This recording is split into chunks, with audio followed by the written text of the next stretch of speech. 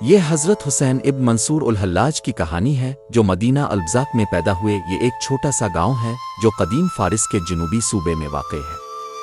ان کی ولادت 224 ہجری /857 عیسوی میں ہوئی، یعنی حضرت جنید بغدادی کے 2 سال پہلے۔ اللہ ان دونوں پر اپنی رحمت نازل فرمائے۔ انہوں نے اپنی ابتدائی زندگی واسط اور تاستیر میں گزاری، جہاں کپاس کی کاشت لوگوں کا بنیادی پیشہ تھا۔ ان کے والد کپاس دھونے والے تھے اور اسی نسبت سے انہیں الحلاج کہا جانے لگا۔ حضرت منصور الحلاج بچپن ہی سے روحانی زندگی کی طرف مائل تھے اور 16 سال کی عمر میں انہوں نے شیخ سہل التستری کی صحبت اختیار کی، جنہیں وہ تا 70 سے بصرہ جاتے وقت ساتھ لے گئے۔ انہوں نے 2 سال تک اپنے شیخ کی خدمت کی اور پھر جب ان کی عمر 18 سال ہوئی تو وہ بغداد چلے گئے۔ تاہم حضرت الحلاج بغداد میں زیادہ دیر نہ ٹھہر سکے اور جلد ہی بصرہ واپس لوٹ آئے، جہاں انہوں نے عمرو المکی کی شاگردی اختیار کی۔ یہ شیخ حضرت جنید بغدادی کے ساتھی اور ایک مشہور عالم تھے، جنہیں حضرت جنید نے اپنی بعض معروف رسائل لکھ کر بھیجی تھی۔ حضرت منصور الحلاج نے تقریباً 1.5 سال تک عمرو المکی کی صحبت اختیار کی، جب تک کہ ایک موقع پر ان کے درمیان اختلاف پیدا نہ ہو گیا۔ اس کی وجہ یہ تھی کہ ان کے شیخ نے حضرت الحلاج کو اپنی بیٹی سے نکاح کی پیشکش کی، لیکن انہوں نے ایک دوسرے متقی شخص یعقوب بن اقطع کی بیٹی سے شادی کو ترجیح دی، جو ان کی واحد بیوی رہی۔ ان کے 3 بیٹے تھے، جن میں سے ایک حمید نے بعد میں حضرت الحلاج کی زندگی کے بہت سے واقعات قلم بند کیے۔ حضرت منصور الحلاج اور شیخ عمرو المکی کے درمیان اختلاف کے بعد حضرت الحلاج بصرہ چھوڑ کر دوبارہ بغداد چلے گئے۔ اس بار انہوں نے حضرت جنید بغدادی سے شاگردی کی اجازت طلب کی۔ حضرت جنید نے انہیں قبول کیا اور ان کے مرشد و رہنما بن گئے۔ حضرت جنید نے حضرت الحلاج کے دل کی پاکیزگی اور روحانی محبت کی گہرائی کو پہچان لیا۔ انہوں نے دیکھا کہ یہ شاگرد انتہائی جذباتی اور محب الہی ہے، جو اپنے محبوب سے ایک لمحہ کی جدائی بھی برداشت نہیں کر سکتا۔ حضرت جنید بغدادی کا طریقہ کار مکمل وقار اور ضبط نفس کا تھا، جس میں اللہ کی محبت کے راز کو گہرائی میں چھپائے رکھنا پڑتا تھا، اور یہ صرف ان لوگوں پر اشکار کیا جاتا تھا جو اس راز کی حفاظت کے قابل ہوتے تھے۔ حضرت منصور الحلاج کو اپنا شاگرد قبول کرتے وقت حضرت جنید نے جان لیا کہ وہ ایک مشکل ذمہ داری اٹھا رہے ہیں، لیکن وہ یہ بھی جانتے تھے کہ اللہ کی مرضی کے بغیر کچھ نہیں ہوتا۔ حضرت منصور الحلاج کی صورت میں محبت کا راز ان کی پوری ہستی پر چھا گیا تھا۔ ان کی اللہ کے لیے تڑپ اور طلب اس قدر شدید تھی کہ وہ اپنے مکمل فنا ہونے میں ہی اس وصل کو پا سکتے تھے جو ان کی زندگی کا واحد مقصد تھا۔ یہ اللہ کی جمالی اور جلالی بندگی کی انتہا تھی، اور ایک بڑے دریا کی طرح جو اپنے منبع سے سمندر کی طرف بہتا ہے، اسے روکنے کی کوئی بھی چیز طاقت نہیں رکھتی تھی۔ حضرت جنید بغدادی نے اپنے شاگرد کو خلوت اور خاموشی اختیار کرنے کی نصیحت کی، لیکن وہ جانتے تھے کہ حضرت الحلاج کا دل لوگوں کی مدد اور اللہ کے عشق کی باتیں کرنے کی تڑپ سے بھرا ہوا ہے۔ یہی وجہ تھی کہ وہ ایک جگہ زیادہ دیر نہ ٹھہرتے اور اپنے محبوب کی تلاش میں مسلسل سفر کرتے رہتے۔ حضرت جنید کی روح ہمیشہ اپنے شاگرد کے ساتھ رہی، اور انہوں نے اللہ کے حکم کے آگے سر تسلیم خم کر دیا، کیونکہ وہ جانتے تھے کہ ہر روح اللہ کے ہاتھ میں ہے، اور جسے اللہ اپنے لیے چن لیتا ہے وہ اپنی مرضی سے نہیں چلتا، بلکہ اللہ اس کے دل کے ذریعے اس کے لیے چنتا ہے۔ حضرت منصور الحلاج رضی اللہ عنہ جوانی ہی میں فرمایا کرتے تھے، محبت نے میرے دل میں اپنے سرخ انگارے سے اس محبوب کی مہر ثبت کر دی ہے، کیا عظیم نشانی ہے۔ پھر انہوں نے حق کی زبان سے فرمایا، میں وہ ہوں جس سے میں محبت کرتا ہوں، اور جس سے میں محبت کرتا ہوں وہ میں ہوں۔ ہم 2 روحیں ہیں جو ایک جسم میں مقیم ہیں، اگر تم مجھے دیکھو تو تم اسے دیکھو، اور اگر تم اسے دیکھو تو تم ہم دونوں کو دیکھو۔ ان الفاظ کا موازنہ عبد الکریم الجیلی کے بعد کے صدیوں میں کہے گئے الفاظ سے کیا جا سکتا ہے، جنہوں نے کہا، ہم ایک ہی روح ہیں اگرچہ باری باری 2 جسموں میں قیام کرتے ہیں۔ حضرت منصور الحلاج کے دل میں یہ یقین تھا کہ وہ اللہ اپنے محبوب کو اس کی تخلیق کی ہر چیز میں دیکھ سکتے ہیں، اگرچہ وہ دیکھتے تھے کہ لوگ نابینا، گونگے اور جانوروں کی مانند ہیں اور وہ اسے پہچان نہیں سکتے۔ پھر بھی انہوں نے کہا، محبوب ایک قطرہ پانی بھی نہیں پیتا جب تک کہ وہ اس کے چہرے کو پیالے میں نہ دیکھ لے۔ اللہ وہ ہے جو دل کے پردے اور دل کے بیچ میں بہتا ہے، جیسے آنسو آنکھوں کی پاتلیوں سے بہتے ہیں۔ انہوں نے اس موضوع پر ایک نظم میں فرمایا، میں نے اپنے دل کی آنکھ سے اپنے رب کو دیکھا، اور میں نے کہا، بے شک اس میں کوئی شک نہیں کہ یہ اب ہی ہیں، आप ही हैं जिन्हें मैं हर चीज में देखता हूँ, और मैं आपको किसी और जरिए से नहीं देखता सिवाय आपके। आप वो हैं जो हर जगह के मालिक हैं, और फिर भी कोई जगह आप नहीं है, और अगर कोई जगह आपके अता करदा की जगह होती तो वो जगह जान जाती कि आप कहाँ हैं, और अगर आपके तसव्वुर के लिए कोई तसव्वुर होता तो वो तसव्वुर जान लेता कि आप कहाँ हैं। मैं सब कुछ समझता हूँ, और जो कुछ भी मैं देखता हूँ अपनी फना में वो आप है। ए मेरे रब, मुझे बरकत दे और मुझे मुआफ फरमा, क्योंकि मैं आपके सिवा किसी और की तलाश नहीं करता। कुछ अरसा तक हजरत मंसूर उल हल्लाज बगदाद में हजरत जुनैद के साथ रहे और फिर हज के लिए हिजाज का सफर किया, जिसके बाद उन्होंने मक्का में 1 साल गुजारा। वहां उन्होंने इंतहाई सख्त जिंदगी बसर की और खुद को सख्त रूहानी मशकों में मसरूफ रखा। इस साल के बाद जब वो मक्का से वापस बगदाद आए तो फौरन हजरत जुनैद बगदादी से मिलने गए। कहा जाता है कि जब उन्होंने दरवाजे पर दस्तक दी तो हजरत जुनैद ने पूछा, कौन है? ओ जवाब आया, मैं हक हूं, अना उल हक। हजरत जुनैद ने फरमाया, महबूब हजरत मंसूर उल हल्लाज अल्लाह के राज के बारे में मोहतात रहें, इसे इन लोगों को ना बताएं जो इसे समझ नहीं सकते। फिर उन्होंने मजीद फरमाया, वो वक्त जल्द ही आएगा जब तुम एक लकड़ी के टुकड़े को आग लगा दोगे। हजरत मंसूर उल हल्लाज ने जवाब दिया, जिस दिन मैं इस लकड़ी को जलाऊंगा आप रिवायती उलमा का लिबास पहने होंगे। और बाद में ऐसा ही हुआ जैसा कि बाद के वाक़यात में देखा जा सकता है, अगर अल्लाह चाहे। अब हजरत उल हल्लाज को अवाम में बहुत शोहरत और मोहब्बत हासिल थी, लेकिन उलमा ने उनको कबूल नहीं किया और उनके मोजिज़ात की खबरों पर शक किया और उनके बाज़ अक़वाल पर एतराज़ किया, जैसे जब उन्होंने कहा, मैं आप और अपने आप पर हैरान हूँ। आपने मुझे अपने आप से निकाल कर अपने अंदर फना कर दिया, आपने मुझे अपने करीब कर लिया, यहाँ तक कि मैंने सोचा कि मैं आप हूँ और आप में हूँ। जब उन्होंने कहा, मेरी रूह आपकी रूह के साथ इस कुर्बत और जुदाई में मिल गई है कि मैं आप हूँ जैसे आप में हूँ, तो वो उलमा नाराज हो गए। उन्होंने समझ नहीं पाया कि कोई इस किस्म के अक़वाल कैसे कह सकता है। फिर एक के बाद एक वो उनके खिलाफ होने लगे और उनकी सोहबत से बचने लगे। दूसरी तरफ जब उन्होंने कहा, आपकी रूह मेरी रूह में इस तरह घुल गई जैसे शराब और साफ पानी, और अगर कुछ आपको छूता है तो वो मुझे छूता है, क्योंकि आप हर हाल में हैं, तो उलमा ने उन्हें काफिर, जिंदीक करार देना शुरू कर दिया। बगदाद में उन पर हमले बढ़ने लगे और वो इतने ज्यादा हो गए कि उन्होंने शहर छोड़ दिया और 5 साल तक अपने वतन से दूर दूर तक सफर किया। उन्होंने अपने सूफी लिबास भी उतार दिए और इस अवामी लिबास को पहन लिया जिसे वो लोग पहनते थे जिनमें वो जा रहे थे।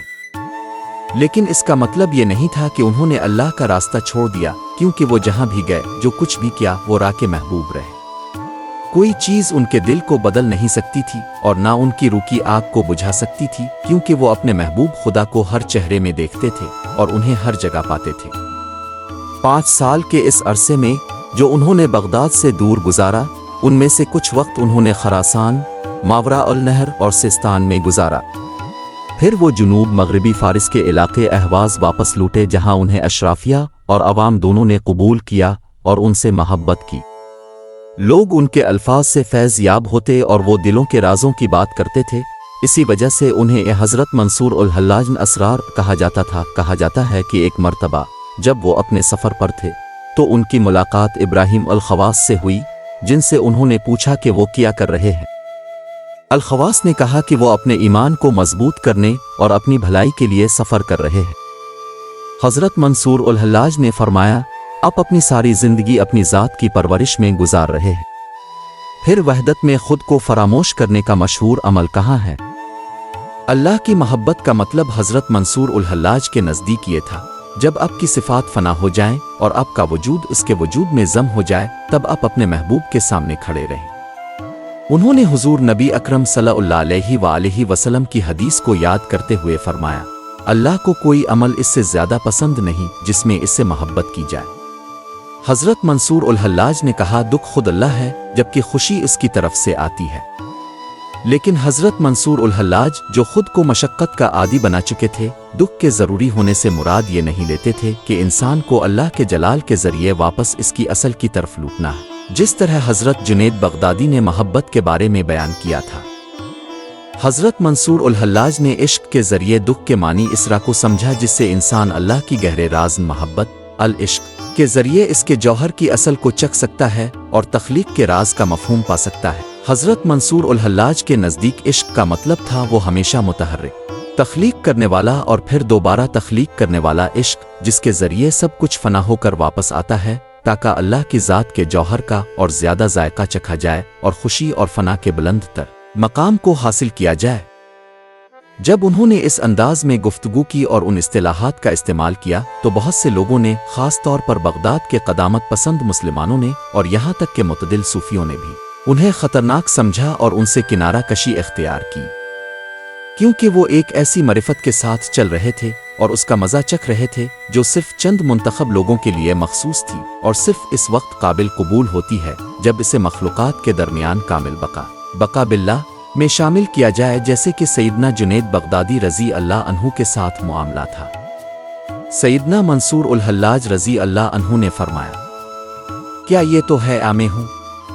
ایسا ہوتا تو مجھ میں دو خدا ہوتے، لیکن یہ آپ کے لیے کیسے ممکن ہے کہ آپ کو دو کی صورت میں ظاہر کیا جائے؟ آپ کی کیفیت ہمیشہ میری وحدت میں ہے، میری کعال کو آپ کی کعال میں شامل کرنا دوہری موجودگی ہوگی، لیکن جب میں آپ کو دیکھتا ہوں تو آپ کا جوہر میرے دیکھنے کی جگہ سے کہاں ہے؟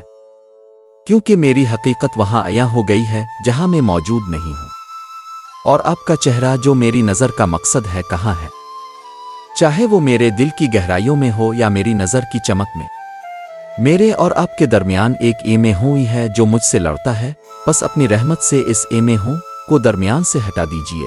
انہوں نے کہا، محبت قبضہ کی لذت میں ہے، لیکن اللہ کی محبت میں قبضے کی کوئی لذت نہیں ہے، کیونکہ حقیقت کے مقامات حیرت، قرض کی معافی اور بصارت کی نابینائی ہے۔ انسان کی اللہ کے ساتھ محبت وہ عقیدت ہے جو اس کی ذات کی گہرائیوں میں اتر جاتی ہے اور جسے صرف اللہ ہی کے لیے مخصوص ہونا چاہیے۔ اللہ کی انسان کے ساتھ محبت یہ ہے کہ وہ خود اپنی ذات کا ثبوت دیتا ہے، نہ کہ اپنے آپ کو کسی ایسی چیز پر ظاہر کرتا ہے جو وہ نہیں ہے۔ یہ سیدنا منصور الحلاج کے لیے اللہ تعالیٰ کے کلام کا مفہوم تھا، میں نے تمہیں اپنے لیے چن لیا ہے۔ 20:41۔ پھر انہوں نے فرمایا، محبت محبہ دل کے بیج حبہ سے ہوتی ہے۔ دل کا بیج اس کا مغز لب ہے اور مغز لطیفہ کا مقام ہے۔ لطیفہ اللہ کا مقام ہے اور اللہ کا مقام اس کے ساتھ مکمل آزادی تملک ہے۔ اب دوسری بار سیدنا منصور الحلاج رضی اللہ عنہ نے درویشانہ لباس میں حج کا ارادہ کیا اور ان کے ہمراہ ان کے بہت سے پیروکار بھی گئے جو ان کی طرح لباس پہنے ہوئے تھے۔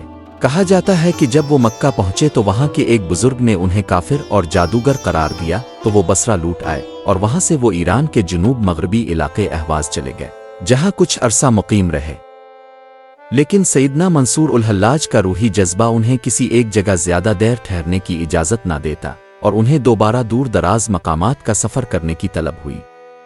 انہوں نے کہا، اب میں بہت سے خداؤں کی سرزمینوں میں جا رہا ہوں تاکہ لوگوں کو اللہ کی طرف بلاؤں۔ چنانچہ وہ ایک کشتی میں سوار ہو کر ہندوستان چلے گئے اور وہاں سے چین کا سفر کیا۔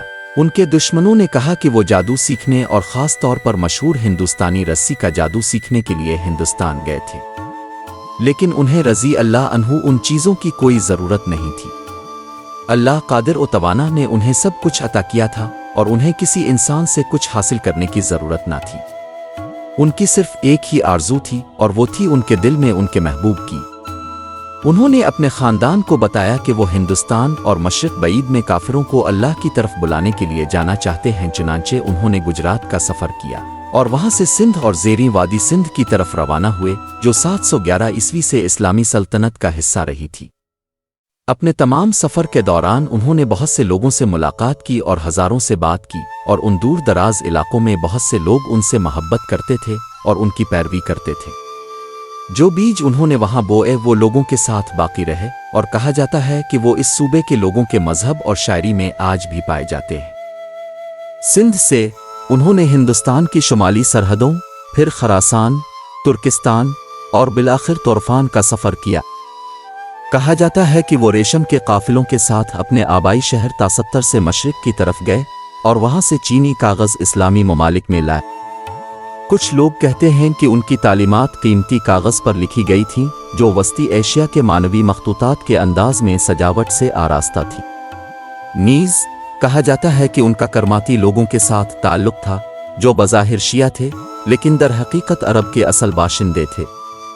900 ईस्वी में उन्होंने फारसियों की मुतलक अलनानीत और तर्कों की फौजी जारहियत के खिलाफ बगावत की। करमातियों को पाकबाज और जमहूरी करार दिया गया और वही कबीले थे जिन्होंने हुजूर अकरम सल्लल्लाहु अलैहि वसल्लम के ज़माने में अजीम अरब फतूहात में अहम किरदार अदा किया था। अब उनकी बगावत जो अरब से शुरू हुई थी आगे बढ़ती गई, यहाँ तक कि उन्होंने दमिश्क, हमस और हमा पर कब्जा कर लिया, जिन्हें वो इस वक्त तक काबू में रखे हुए थे। बाद में उन्होंने यमन पर कब्जा कर लिया और 906 ईस्वी में सैयदना मंसूर उल हल्लाज रज़ी अल्लाह अन्हु की शहादत से 1 साल पहले उन्होंने कूफा पर कब्जा कर लिया और बगदाद को भी खतरा लाहिक हो गया। जब सैयदना उल हल्लाज हिंदुस्तान और एशिया माइनर का सफ़र कर रहे थे, करमाती बहरीन, शुमाली सिंध और मुल्तान में हुकूमत कर रहे थे। ये आखिरी 2 जगहें सैयदना मंसूर उल हल्लाज रज़ी अल्लाह अन्हु ने हाल ही में अपने सफ़र में देखी थीं। जब बाद में उन्हें दुश्मनों के इल्ज़ामात का सामना करना पड़ा तो उनमें से एक इल्ज़ाम ये था कि उन्होंने इन मशरक़ी इलाक़ों में ऐसी सरगर्मियाँ कीं जो बगदाद के खलीफा के ख़िलाफ़ थीं। जो बात यकीनी है वो ये है कि सैयदना मंसूर उल हल्लाज रज़ी अल्लाह अन्हु जहाँ भी गए लोगों ने उन्हें महब्बत से कबूल किया, और जब वो बगदाद वापस आए तो उनके बहुत से चाहने वालों ने उन्हें खतूत लिखे। हिंदुस्तानी उन्हें अबू अल-मुगीस कहकर मुखातिब करते, चीनी अबू अल-मुइन, और उन तमाम जगहों पर जहां वो गए उन्हें एक ख़ास नाम दिया गया जिससे वो जाने जाते थे। ये सब कुछ, और ख़ास तौर पर यह हकीकत कि जहां भी वो गए उनके पैरोकारों की बहुत बड़ी तादाद थी। बगदाद की हुकूमत को उनके बारे में बहुत शुकूक व शुबहात में मुब्तला कर रही थी, और वो न सिर्फ उन पर शक करने लगे बल्कि उन्हें अपनी ताकत के लिए एक ख़तरा समझने लगे। अल-अख़बार सैयदना मंसूर उल हल्लाज में उनके बगदाद में क़याम की ज़िंदगी के बारे में बहुत सी कहानियाँ हैं, चाहे वो उनके तवील दूसरे मशरक़ी सफ़र से पहले हों या बाद में। कहा जाता है कि उन्होंने लोगों को अल्लाह की महब्बत और ज़ुहद के साथ तालीम दी और उन्हें अल्लाह की तरफ बुलाया। जब किसी ने उनसे अल्लाह की वहदानियत अल-तौहीद के बारे में पूछा तो उन्होंने जवाब दिया, अल्लाह सबसे बुलंद वो वाहिद है जो अपने किसी भी मखलूक की ज़ुबान से अपनी वहदानियत का इकरार कराता है। अगर वो मेरी ज़ुबान से अपनी वहदानियत का इकरार कराता है तो ये इसी का मामला है। बसूरत दीगर भाई में खुद अल्लाह की वहदानियत का इकरार करने से कोई ताल्लुक नहीं रखता। यहाँ सैयदना मंसूर उल हल्लाज अपनी इंसानियत से नहीं बोल रहे थे बल्कि तौहीद की ज़बान से बात कर रहे थे। उनकी मौजूदगी में वो दरहकीकत हमेशा अल्लाह की वहदानियत का इकरार कर रहे थे, लेकिन उनके दिल में ये एहसास था कि चाहे वो कितनी ही मुख्तलिफ जगहों पर जाएं ताकि लोगों को अल्लाह की तरफ बुलाएं, फिर भी उनका मुशाहिदा मुकम्मल नहीं होगा। चुनांचे जब उन्होंने देखा कि उनकी ये तवक़्क़ुह उनके वजूद की मुकम्मल फना के बगैर पूरी नहीं हो सकती, तो उन्होंने अपनी खामोशी की पाबंदी को तोड़ दिया और पर्दा हटाकर छुपे राज को आश्कार कर दिया। इस तरह उनकी ज़रूरत और ख्वाहिश ने जो खुदी, अनास और कुदरती ख्वाहिशात, तबीयत के अजीम हक़ाइक़ के दरमियान इख्तिलाफ को दूर करने के लिए इनके अंदर मौजूद थी, उनके अपने अक़ को जलाने के अज़्म के साथ पूरी हो गई। ये ख़त सैयदना मंसूर उल हल्लाज रज़ी अल्लाह अन्हु के दिल की कैफियत और उनके रूहानी हालात को बयान करता है और उनके सफ़र और तालीमात की गहराई को ज़ाहिर करता है।